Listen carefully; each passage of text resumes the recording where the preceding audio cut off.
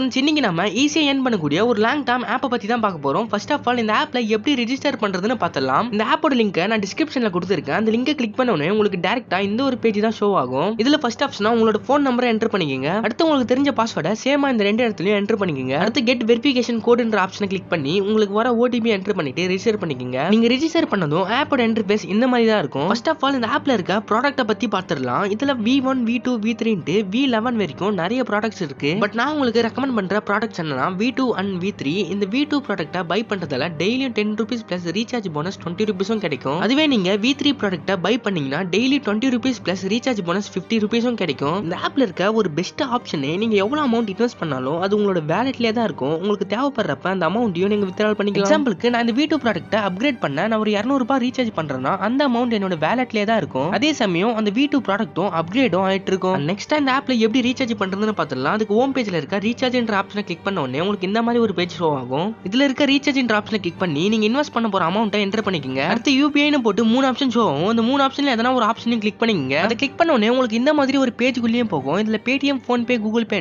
நிறைய ஆப்ஷன் மூலமா உங்களால ரீசார்ஜ் பண்ணிக்க முடியும். நீங்க ரீசார்ஜ் பண்ணதும் உங்களுக்கு கிடைக்கிற UTR நம்பரையும் இங்க என்டர் பண்ணிக்கங்க. அடுத்து இந்த ஆப்ல ப்ராடக்ட் அப்கிரேட் பண்ணிட்ட அப்புறம் எப்படி டெய்லியும் அமௌண்ட்டை ரிசீவ் பண்றதுன்னு பார்த்தலாம். இப்போ என்னோட வாலெட்ல 215 ரூபா இருக்கு. இப்போ நான் ஹோம் பேஜுக்கு போயிட்டு ரிசீவ் டெய்லி இன்கம்ன்ற ஆப்ஷனை கிளிக் பண்ண உடனே கெட் சக்சஸ்னு வந்துரும். இப்போ என்னோட வாலெட்ல போய் பார்த்தா 225 ரூபா மாறி இருக்கும். அடுத்து இந்த ஆப்ல இருந்து எப்படி வித்ட்ரால் பண்றதுன்னு பார்த்துடலாம். இங்க ஹோம் பேஜ்ல இருக்க வித்ட்ரால்ன்ற ஆப்ஷனை கிளிக் பண்ண உடனே இந்த மாதிரி ஒரு பேஜ் ஷோ ஆகும். அதுல நீங்க வித்ட்ரால் பண்ண போற அமௌண்ட்டை என்டர் பண்ணிட்டு டிரான்சாக்ஷன் பாஸ்வேர்டை என்டர் பண்ணிடுங்க. நெக்ஸ்ட் நீங்க கீழ இருக்க வித்ட்ரால்ன்ற ஆப்ஷனை கிளிக் பண்ண உடனே உங்களோட அமௌண்ட்டும் ட்ரான்ஸ்ஃபரிங் ஆயிட்டு இருக்கும். நான் வித்ட்ரால் பண்ணி இந்த அமௌண்ட் ஒரு 10 மினிட்ஸ்ல என்னோட பேங்க் அக்கௌண்ட்டுக்கும் ரிசீவ் ஆயிடுச்சு.